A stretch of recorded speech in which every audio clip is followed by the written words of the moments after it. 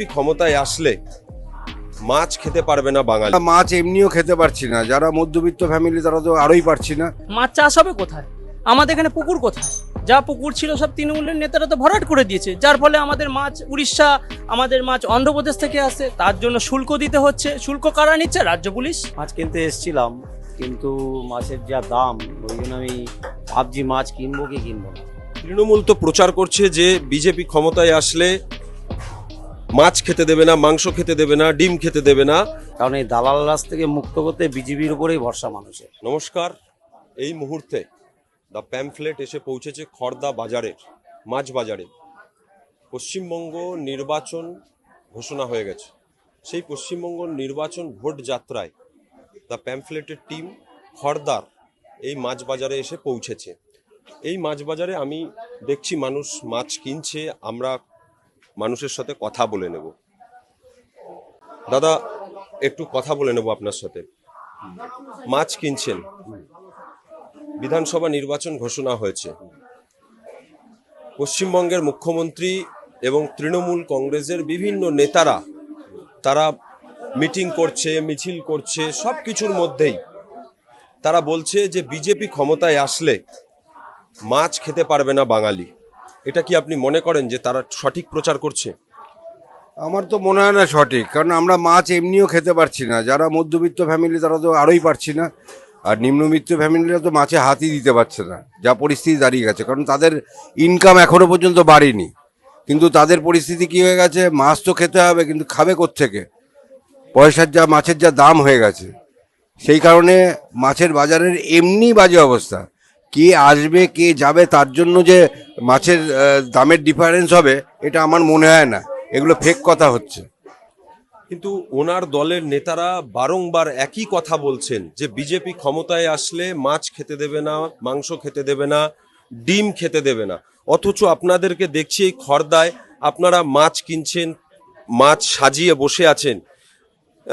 পশ্চিমবঙ্গে বিধানসভা নির্বাচন আসলেই কি বিজেপির বিরুদ্ধে খবর করার জন্যে এই কাজগুলো করে থাকে তৃণমূল কংগ্রেস? কি মনে করেন আপনি? দেখুন, এটা তো আমরা বরাবর দেখে আসছি, ঠিক আছে তো। আজকে যা পরিস্থিতি দাঁড়িয়ে গেছে, তাতে আমাদের মাছ খাওয়া কেন, এনি জিনিস, যে কোনো জিনিস খাওয়া খুব দুষ্কর ব্যাপার। কারণ আমাদের ওয়েস্ট বেঙ্গলের কাজের বাজারের অবস্থা খুব শোচনীয় হয়ে গেছে, যার জন্য কি হচ্ছে, প্রত্যেকটা মধ্যবিত্ত বলুন নিম্নবিত্ত মানুষরা খাবার জোগাড় করতে জান কয়লা হয়ে যাচ্ছে, বাইরে চলে যাচ্ছে, তাদের ছেলে মেয়েদের বাইরে পাঠিয়ে দিচ্ছে। কি করবে তারা? খাবে কোত্থেকে? চলবে কোত্থেকে? যা পরিস্থিতি দাঁড়িয়ে গেছে, ওর নামে বলছে, এগুলো ভুল কথা। আমরা যখন দেখেছি ওনারা এসছেন, ওনারাও এসে দেখলাম পরিবর্তন করে কোনো লাভ হয়নি, বরং লসই লস। কল কারখানা, অফিস আদালত সব বন্ধ হয়ে গেছে। তা মানুষ ইনকামটা যদি না করতে পারে তাহলে খাবে কোত্থেকে? একটা জিনিসকে যা দাম বেড়ে যাচ্ছে, কারণ দাম বাড়বেই, যত দিন যাবে জিনিসের দাম বাড়বে, কিন্তু তার সাথে সাথে তার ইনকামটাও তো বাড়তে হবে। ইনকাম কোথায়? ইনকাম বরং আরো বন্ধ হয়ে যাচ্ছে মানুষের। আমি আরেকজনের সাথে কথা বলে নেব। মাছ কিনছে, আমি ক্যামেরা পার্সনকে দেখানোর জন্য বলবো। দাদা, একটু কথা বলে নেব। আপনি মাছ কিনছেন, পশ্চিমবঙ্গে বিধানসভা নির্বাচন ঘোষণা হয়ে গেছে। তৃণমূল কংগ্রেস এবং মমতা ব্যানার্জি তার দলের নেতারা বারবার বলছে পশ্চিমবঙ্গে বিজেপি ক্ষমতায় আসলে মাছ খেতে পারবেন না, মাছ খেতে পারবেন না। এটা কি সত্যি মনে করেন যে কথাটা বলছে? দাদা দেখুন, আমরা ভাতে মাছে বাঙালি। আমাদের বিজেপি আসুক, আমাদের যে গভর্নমেন্টই আসুক, আমরা মাছ প্রিয়। আমাদের দুপুরবেলায় যদি মাছ না প্লেটে পড়ে, তো আমাদের পেটের ভাত বলতে গেলে খেতে ইচ্ছা করে না। শনিবার দিন আমরা শুধু একটা দিন নিরামিষ পালন করি, যেহেতু আমরা বাঙালি, ধর্মীয় আচার অনুষ্ঠান আমরা শনিবারকে করি। তো আগামীকাল রোববার, দেখুন আমি আজকে মাছ নিতে চলে এসেছি। মাছের দামটা তুলনামূলকভাবে অনেকটাই বেড়ে গেছে, আপনারা সেটা নিশ্চয়ই জানেন। আপনি তৃণমূল সরকারের বিষয়ে বলছেন, মাছ চাষ হবে কোথায়? আমাদের এখানে পুকুর কোথায়? যা পুকুর ছিল সব তৃণমূলের নেতারা তো ভরাট করে দিয়েছে, যার ফলে আমাদের মাছ উড়িষ্যা, আমাদের মাছ অন্ধ্রপ্রদেশ থেকে আসে, তার জন্য শুল্ক দিতে হচ্ছে। শুল্ক কারা নিচ্ছে? রাজ্য পুলিশ। একটা ট্রাফিক পুলিশকে যদি মাছের গাড়ি থেকে প্রত্যেক দিন তুলছে, আজকে মাছের গাড়ির ডানলপ, আজকে মাছের বালি ডানলপ, প্রত্যেক জায়গায় ওরা টাকা দিতে, যার ফলে মাছের দাম বেড়ে গেছে। কষ্ট, এখানে তো কিছু বলার নেই। মাছ আগে এই মাছ আমরা কিনতাম 200 টাকা, আজকে দেখুন, আপনি বলুন মাছের দাম কত বেড়ে গেছে, জিজ্ঞেস করে নিন। মাছের দাম অনেক বেড়ে গেছে। গত দুদিন আগে দেশের স্বরাষ্ট্রমন্ত্রী পশ্চিমবঙ্গে এসেছিলেন।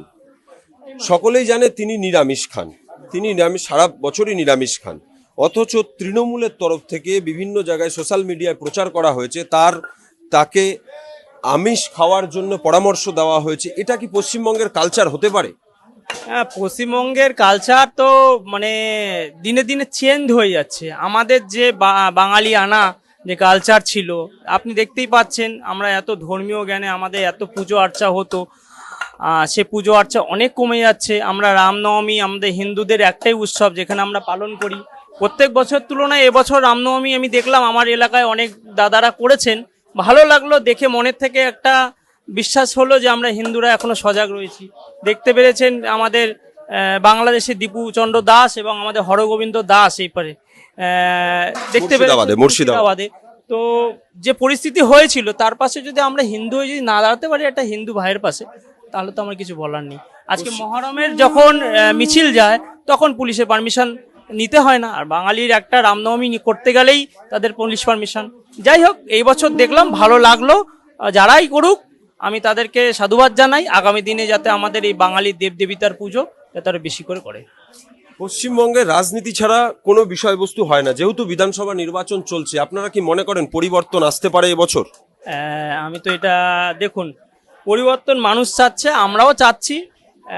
এবার মানুষ সেটার ফল 4 তারিখ দেবে, এটা তো বলার বিষয় নেই, কিন্তু চেঞ্জ হওয়াটা জরুরি।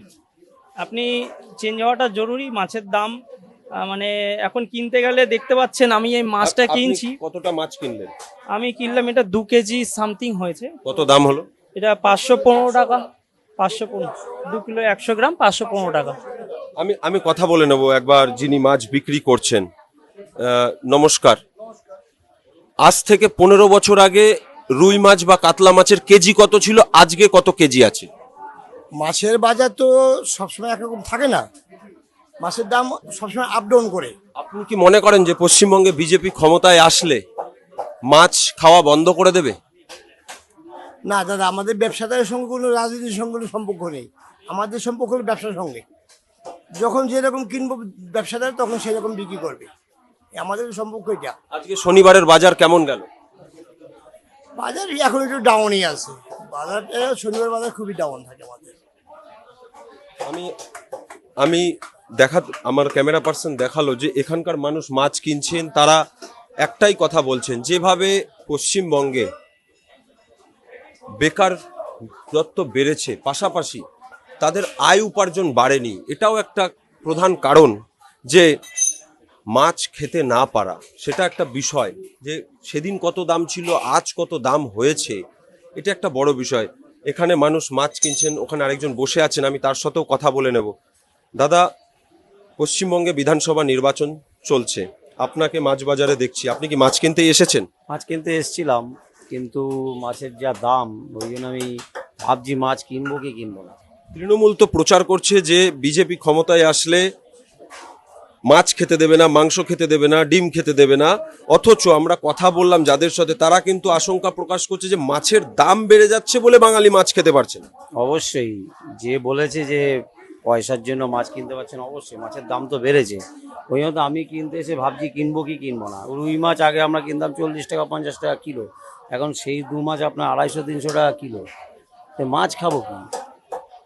ইনকাম নেই তো লোকে কিনবে কোথা দিয়ে? ওসব তো তৃণমূল তো ভুলভাল প্রচার করবেই, যে মাছ খেতে দেবে না, বিজেপি এলে মাংস খেতে দেবে না। পশ্চিমবঙ্গে 2026 বিধানসভা নির্বাচন, খড়দা বিধানসভায় তৃণমূল কংগ্রেস, বিজেপি, সিপিআইএম এবং কংগ্রেস প্রত্যেকেই তাদের প্রার্থী ঘোষণা করেছে, প্রার্থীরা প্রচারও করছে। আমরা আসতে গিয়ে দেখলাম যে বিভিন্ন জায়গায় প্রচার চলছে বিভিন্ন প্রার্থীর। খড়দায় কি পরিবর্তন হবে বলে মনে করেন? অবশ্যই এবার আশাবাদী, খড়দায় পরিবর্তন হবেই। এখানকার মানুষ বিজেপির উপরে আস্থা রাখবে এবার? অবশ্যই রাখবে, কারণ এই দালাল রাজ থেকে মুক্ত করতে বিজেপির উপরেই ভরসা মানুষের।